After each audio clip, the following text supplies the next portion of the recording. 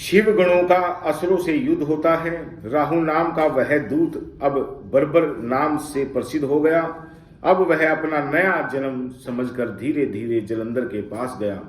उसने अपने स्वामी जलंधर को शंकर जी की सभी बातों से अवगत कराया। जलंधर ने यह सुनकर अपनी सेना को युद्ध के लिए आज्ञा प्रदान की।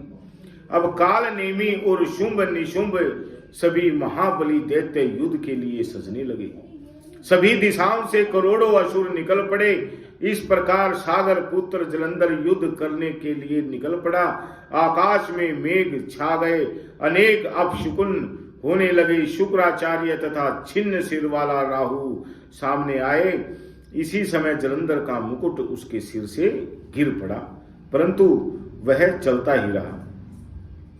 इधर देवता भगवान शिव जी के पास पहुंचे और सब समाचार उन्हें सुनाए।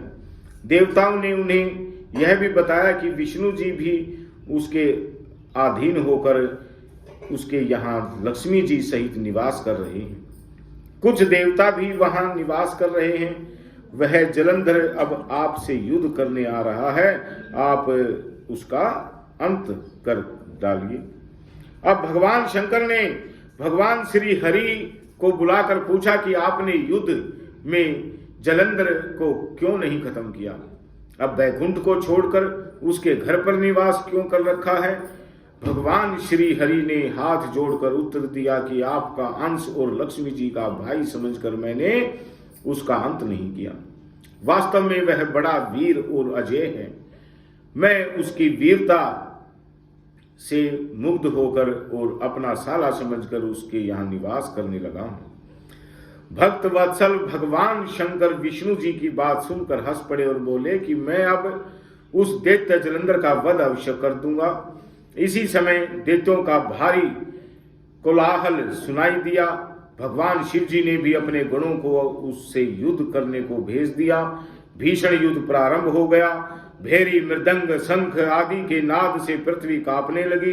हाथी घोड़े मनुष्यों के मृत शरीरों से एक पहाड़ सा बन गया और उनके रक्त का मांस से कीचड़ बन गई। दैत्यों के गुरु शुक्राचार्य उनके मृत शरीर को संजीवन विद्या से जीवित करने लगे। यह देखकर भगवान शिव के क्रोध की सीमा नहीं रही। उनके मुख से एक भयंकर कन्या उत्पन्न हुई। उसकी दोनों बाहें ताड़ के वृक्ष के समान लंबी थी। यह कन्या असुरों का भक्षण करने लगी तथा शुक्राचार्य को अपनी योनि में छिपा लिया और वह स्वयं अंतर्ध्यान हो गई। शुक्राचार्य के लुप्त हो जाने पर दैत्य घबरा गए। वे युद्ध भूमि को छोड़कर भागने लगे। निशुंभ और काल नेमी आदि वीरों ने भागते हुए असुरों को रोका। गणेश और कार्तिक आदि गणों के साथ दैत्यों का भारी संग्राम होने लगा। शिव जी के गण ने शुंभ निशुंभ और काल नेमी आदि को पराजित कर दिया। यह देखकर जलंधर एक रथ में बैठकर वहां आया। उस रथ पर एक लंबी पताका फहरा रही थी। जलंधर घोर गर्जना करने लगा। इसके बाद उसने बाणों की वर्षा करके कुहरा सा पैदा कर दिया। ऐसा करने से पृथ्वी आकाश सब ढक गए। जलंधर ने बाणों की वर्षा करके नंदी गणेश कुमार कार्तिकेय आदि को ढक दिया। कार्तिकेय ने एक शक्ति द्वारा जलंधर को धराशायी कर दिया, परंतु वह उठकर क्रोध में भरकर गदा से प्रहार करने लगा।